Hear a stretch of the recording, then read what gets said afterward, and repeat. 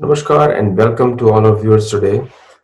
And we have a very exciting guest joining us from Seattle. He has been encouraging many young writers. Himself is a very good writer, and he has been very famous as well in many circles. And he has been working in the U.S. to to help young viewpoints or new viewpoints to come across the world. So, and another service that he has done tremendously is encouraging Sanatan Dharma principles in American colleges and universities through various forums. So, without delay, I would like you to welcome the managing editor of Garuda Prakashan, Shri Sankrant Sanu. Namaskar. Namaskar. And it's such an honor to have you here, sir. It's wonderful to be here.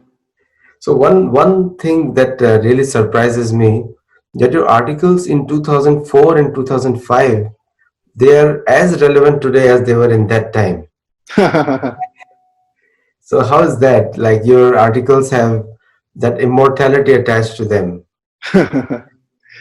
Well, it's really, when we're talking about the Indian tradition is itself Sanatan. So if one is excavating or one is writing about the Indian tradition, it's very easy to write things that have a lot of longevity. And it's not about just a reaction to a particular news event. It's about the entire trajectory of how things are happening. So I'll give the credit to the tradition itself.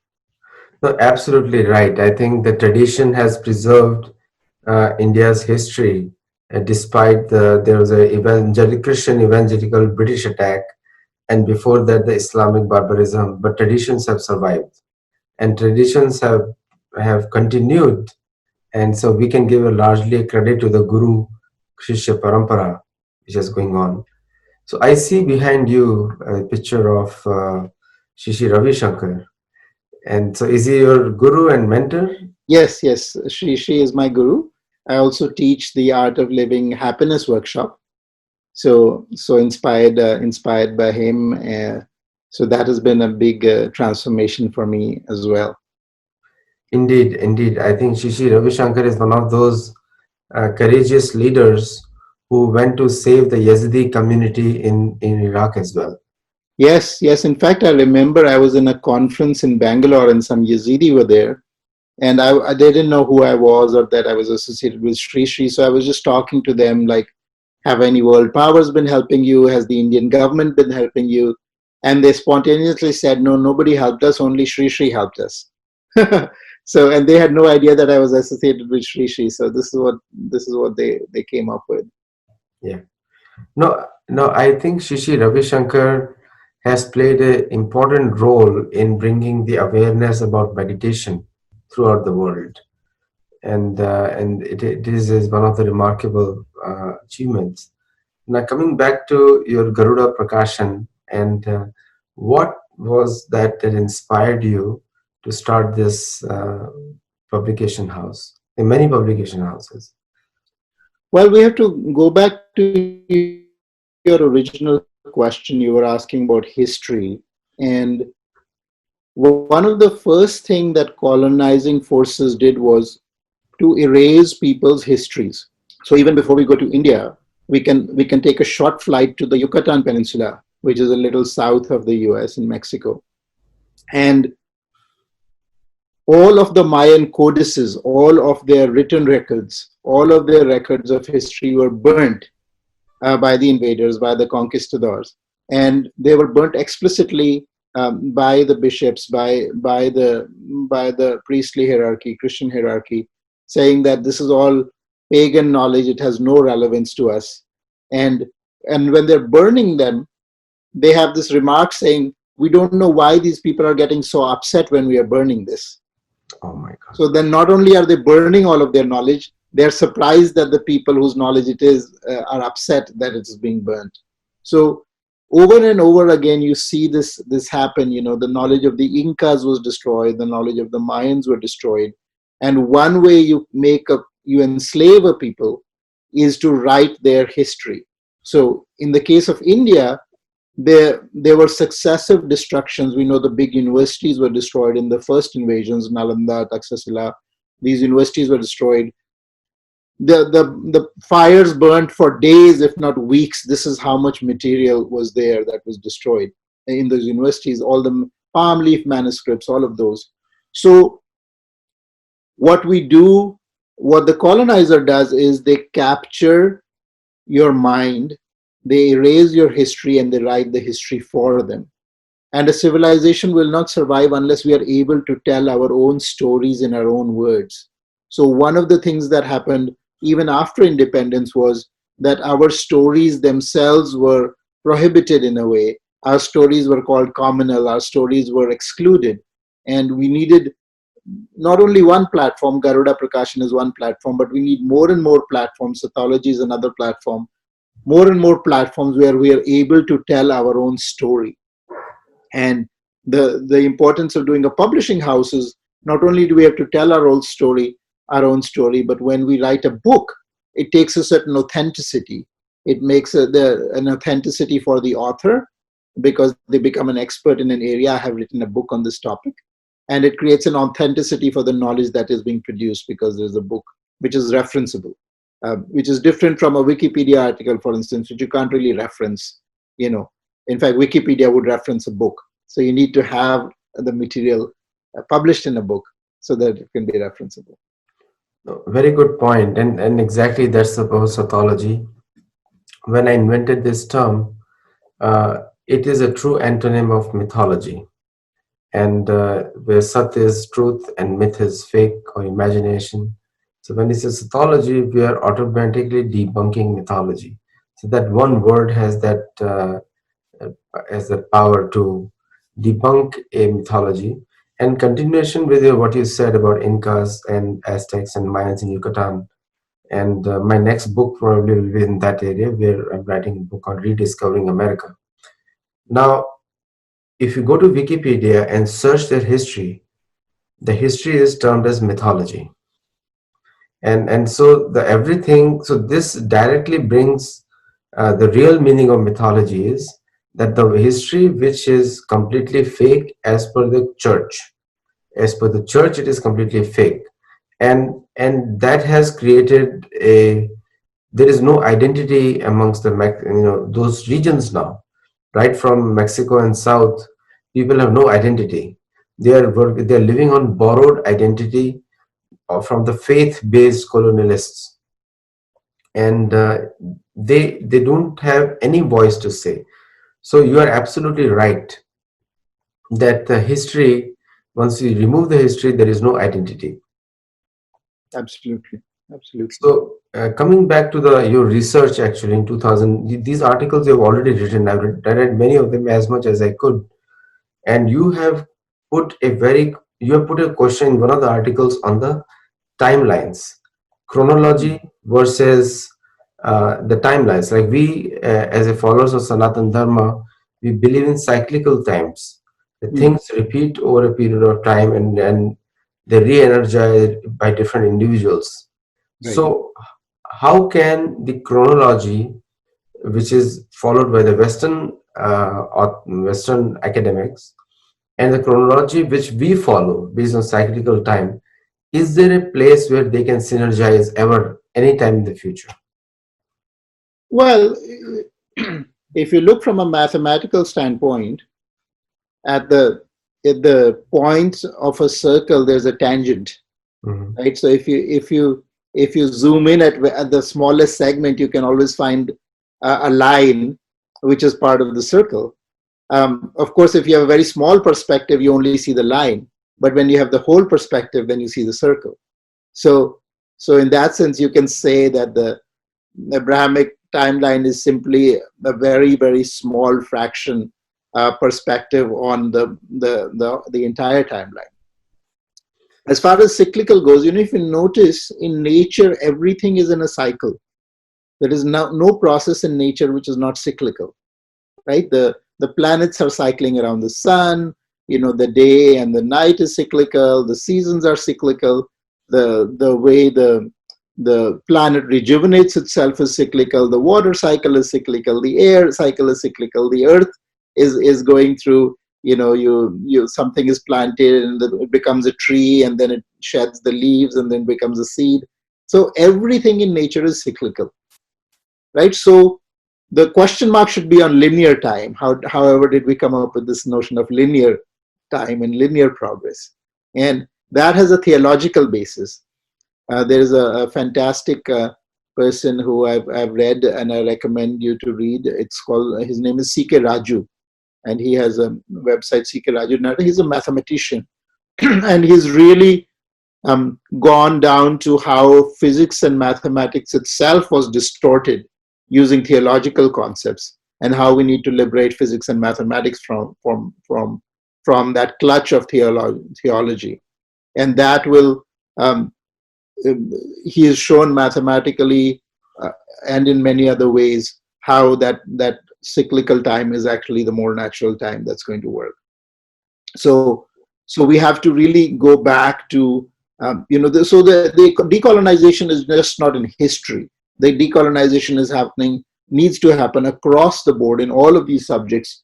And when we do that, we will have much more, fresh, newer discoveries. The theology, in fact, even the Greeks had a notion of cyclical time. So it is only when the church had control and they said, oh, this is blasphemy, because how can Jesus be born again and again? Because he came one time and he's saving humanity. So it comes directly from theology that we had to invent. They had to invent linear time. No, just to prove their identity, last year I was in Rome making a documentary on Pantheon. And in the Pantheon, you see the five Olympians, which are traditionally were the Greek gods. And the 12 Olympians, their history itself is a mythology, because those people actually did not exist. If you go to Mount Olympus, it is such a small, tiny hill, and they were all supposed to be descended from there, as compared to the Indian mountains or even the Alps or even the Rockies.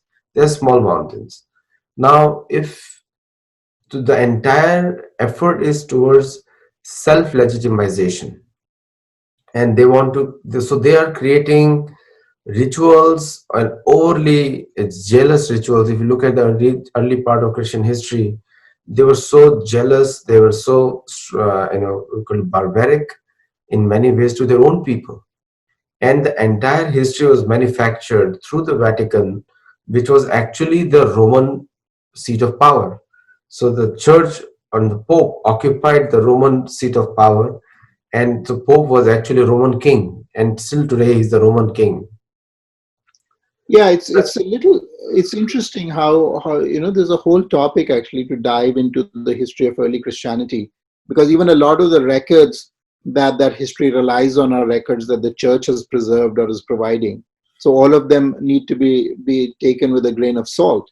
But what really happens, the way at least I see early Christian history, is that there may be, or there may have been, a small sect prior to Constantine that was like a zealous sect, and we don't really know whether Jesus existed or whether this was made up. But let's just grant for a moment that there was a small sect that wasn't having a lot of power at that time, and then Constantine decided that he needed a religion for empire.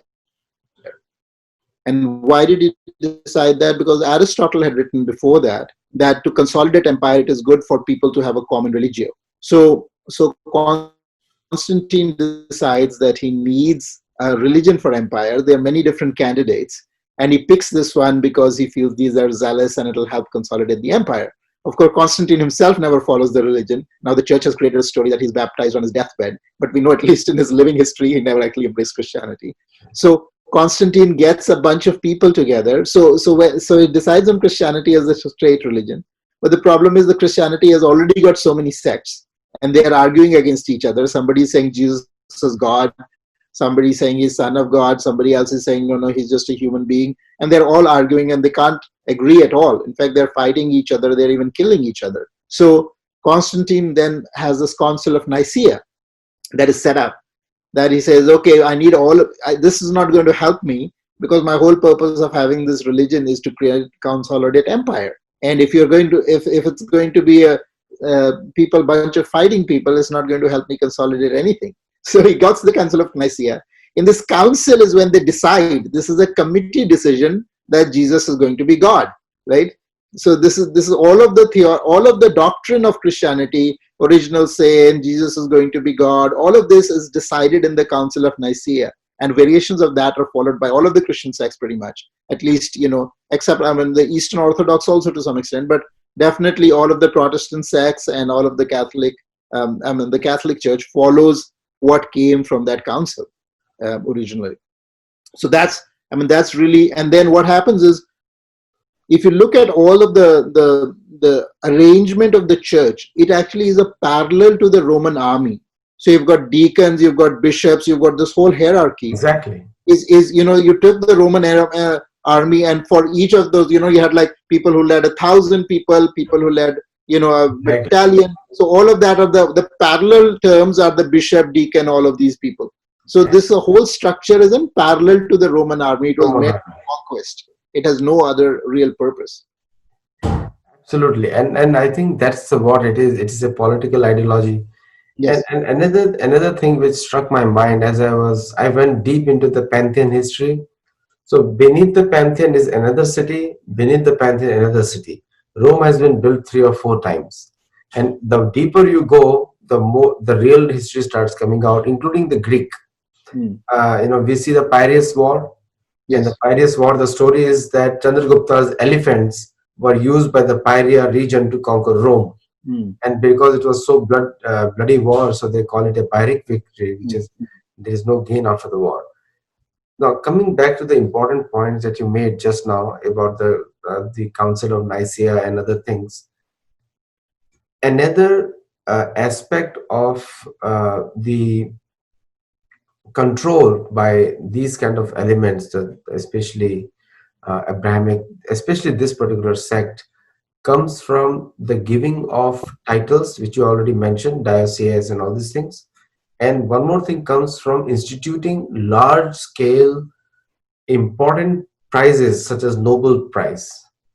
The Nobel Prize is given by the Norwegian government, and which is they have to meet the church credentials. So they're trying to secularize it, but it never happens. So anyone who helps in their control of the world gets a prize. And they have physics category, economics category, and all these categories. And throughout the world, people fight for those prizes, including some of the big dharmic people also. So how far a church or somebody who is creating mythology can go to legitimize themselves? That's what exactly they're doing, legitimizing themselves. So my question to you is that what are the other different ways in which they are still trying to continue their ways to brainwash more and more people, especially coming generations? Well, one of the most important things we have to realize is that both the right and the left of the Western ideology actually come from the same source. So, the real myth is that there was some European Enlightenment, and then they got free of the church. But this is their own myth. They've created this myth. They never got free of the church. So there's another, as I said, I stand on the shoulders of giants. In this, I mentioned C.K. Raju. There's another academic who's been very influential. His name is S.N. Balgangadhar. He's in Belgium, and he has started the study of comparative cultures. And one of the points that he makes is that all of the social sciences, all of what academia, all of the humanities and social sciences academia, C.K. Raju has even questioned physics and mathematics in terms of that isn't free of theology. But all of social science academia for certain is based on the stack of Christian theology. They are actually using the root assumptions of Christian theology. Even when they're criticizing Christianity, they've kind of broken away from it. But the structure of thought that they use is still based on the same thing. So they simply have no, for instance, from an Indic point of view, the self or knowledge of the self, the adhyatma, is the core of how you understand everything else. But if you look at all of the strains in Western academia, they have no real knowledge of the self. And without real knowledge of the self, everything that you build on top of it, it's like you're building a structure, but the foundation has no basis. So they don't really have a basis, they don't have a foundation for their structure of thought, which is why it constantly produced violence. If you look at what's happening in the US at this point, there is violence created by the right, but the left is equally a part of creating violence. So they're both, magnifying this ideology of violence. You mentioned the term adhyatma, and given by their own standards, it's a heretic opinion.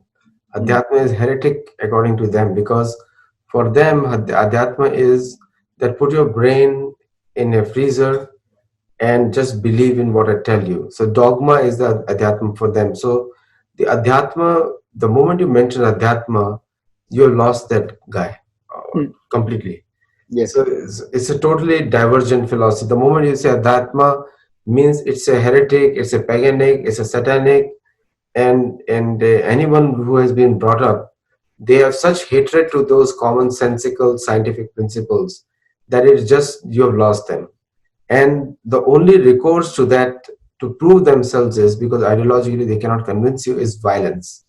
And Mm. I think that's what they have continued, whether it's a academic violence or it's a physical violence. So like you just mentioned what's going on in society, so there is an academic violence coming through social media, and there is a physical violence also coming through the social media on two sides, and that is creating all the disturbance. Whereas Adhyatma is just internal, like you just mentioned. So Yeah, how there's an do interesting thread. I think somebody on Twitter, I actually raised this recently, but there is, in the earlier times of the British Empire, the Christian priest said, we are going to debate with with the Brahmins and with the scholars of India, and we're going to defeat them in a debate and get them to convert to Christianity. When they started those debates, they were just like puerile. They had no, I mean, their depth was so low that the Brahmins simply dismissed them. Their arguments were so weak, and they realized very soon that they couldn't win in the debate. And so later on, they just said, they dismissed the whole thing. They said, we're not going to enter into a debate. We are just going to prove it because because we conquered. That is our proof, you know. And because we and then a lot of the many of the sciences and mathematics, and in fact there's a book coming out from Garuda which is about Hindu mathematics and how it changed the world. So pretty much most of the mathematics that we read today has come from India. uh, since, if you look at it, the decimal system itself comes from India, but also calculus, trigonometry, all of these concepts, they come from India. So this is by a PhD from IIT Kanpur who's written this book, History of Hindu Mathematics by Garuda. So what you see is that they at that point then started taking that knowledge, and they then erased the origins of that knowledge, and then they used that knowledge itself and taught the colonized set of Indians, look, we invented science, we invented math, we invented all of this, and we've invented now these gadgets, and therefore we are superior, so we don't need to argue in theology anymore. So because they couldn't, there was no way. But the second point I'll also make is that if you look at Adhyatma, the ordinary, like, there are a lot of people in the West, if you forget the sort of hold of the church ideas and the ideas of academia that are having on people, a lot of people on the West are hungry for what we have, because Adhyatma is knowing one's own self. And since there is no real model of how to know oneself, this is why the Indian traditions are flourishing. This is why somebody like Sri Sri, literally millions and millions of people, somebody like Swami Prabhupada, millions and millions of people are, follow it, not because Swami Prabhupada had the resources of a church or had, billions of dollars backing him. He comes to the US, he has no money, he has nothing, But just with Harinam, he has so many people, so much influence he creates because people are hungry for it. It's interesting that you take the name of Prabhupada and that he single-handedly like came with 25 rupees, 8 rupees or Yeah, 12 yeah, rupees, exactly. and with Jal Duta on Boston Harbor. And people oftentimes in India accuse him of a CIA agent, and that's the biggest joke on and them. And in fact, the police officer who was spying on him in Andhra Pradesh, he became his devotee Right. and the IPS officer, and then he later on writes a book. He lives in the US. His grandkids live in the US, and I met them many years back. They wrote that throughout his life, Prabhupada had such a strong influence on him that he began to doubt whosoever gave him the orders to do that espionage on him, Hmm. and that's the thing. Now, coming back, the process of inculturation, which they have been following from years. You mentioned Mexico, so the very famous name comes from the myth of Juan Diego. Hmm. So Juan Diego is a name like John Doe Yes. or Ram Bharose in India. Ram Bharose is not a name; it's just a fictitious name. Hmm. So the myth of Juan Diego in converting Lady of Guadalupe, Yes. and that is a very famous inculturation theory where neither the shroud, magical shroud appeared, neither this, the entire thing was proved by Mexican authors, Michael, his name I'm forgetting, but they have proved it that it was just a hoax. Hmm. But through that, they have created so many. They converted the entire country into Christians, where they did not have to, Right. and it is still continuing. And in the same thing they're doing in India, in Yes. which they're inculturalizing Surya Namaskar, and also Christ Yoga is becoming a big thing in South India. Right. Right. How do Indians or someone, what is the deep, how can they counteract this? Yes. What can they do to counteract this? Well, I think information and knowledge is the best way to counteract it. I mean, what happened in the Central America, what happened in South America, Indians don't even know in India about all of these stories. And one of the ways that they do, I was in Ecuador and I was in Cusco in Peru, went to Machu Picchu. In Cusco, there is this temple where they constructed their temple on top of the Inca solar temple. So what they did was all of these places they would destroy the native temples, and then the church would be constructed on top of Right. the On top of the same place. just to show the superiority of the Christian God. So now, in the case of the Incas, they construct this church. The foundation is all Inca. You can still see the foundation. And they construct the church, and then an earthquake comes, and the entire part that was constructed by the Spaniards gets destroyed. But the Inca foundation is still the same and very strong because the Incan technology was so much more advanced than what the Europeans had in terms of construction. But what they did was because a lot of the people had the attachment to the place because the place had a certain vital energy. There were sacred places even in Ecuador. The church is constructed on their ancient sacred place. So what would happen is the people would out of habit keep going back to the place because even if the structure was destroyed, they had their astha, they had their relationship to that place. And now the church is constructed and on top of that place, and so they would go to the church and then the priests would brainwash them and make up all these stories about miracles and all this kind of stuff. And it's complete fabrication, but really it was always power. If you take the power out of it, none of their stories would have any influence. I mean, it was through military force. All it Without the sword there would be no Christianity. So Christianity spread by the sword. Even in India, it is really money power. It is the huge amount of billions and billions of dollars of resources that buy a lot of academics, that buy a lot of media, and that literally buy people, buy influential people, police, all of that across of India. And that is what they use to really push their ideology through.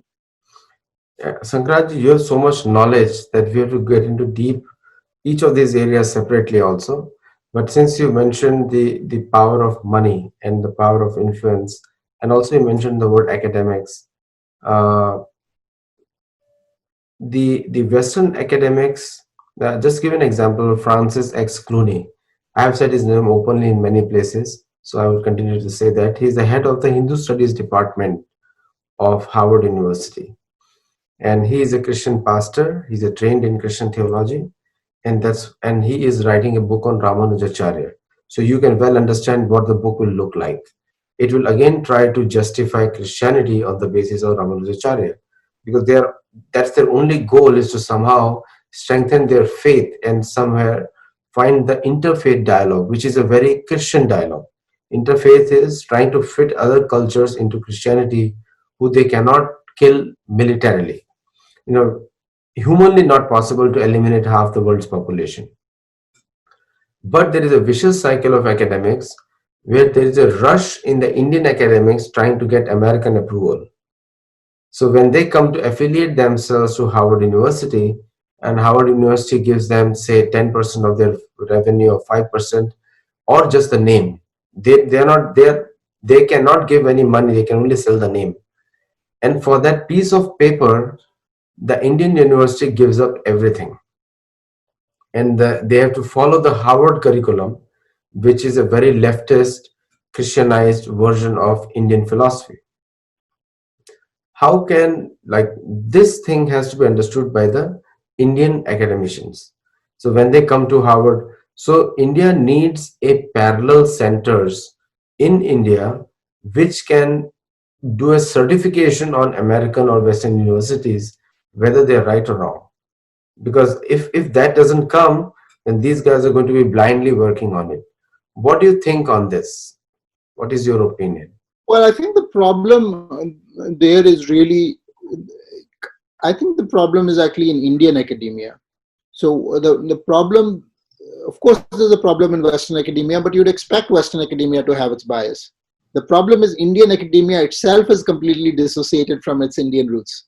So if you look at the Indian university system, most of the ancient Indian schools and universities were destroyed by first, like, by the Islamic invasions and then by the British. So the entire university system is in the parampara of the British. They've been if you look at the Guru parampara of those academics, it all will trace down to British teachers, British authors. If you look at all of the history, it goes back to James Mill.